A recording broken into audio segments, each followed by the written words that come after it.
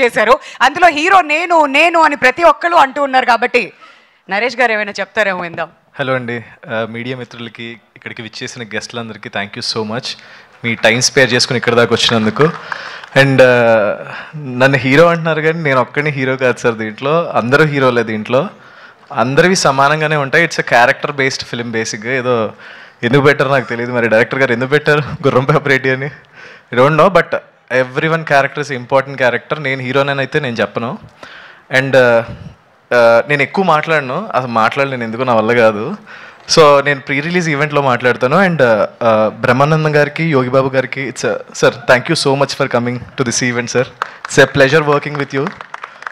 And I hope మా teaser మీకు బాగా నచ్చింది అనుకుంటున్నాను. అండ్ మీ అందరి బ్లెస్సింగ్స్ మాకు ఉండాలి. ఈ సినిమాని పెద్ద హిట్ చేయాలని మనస్ఫూర్తిగా కోరుకుంటున్నాను. Thank you. Thank you so much Naresh గారు. అండ్ ఇప్పుడు కసిరెడ్డి గారిని ప్లీజ్ ముందుకొచ్చి కొన్ని మాటలు అబౌట్ దిస్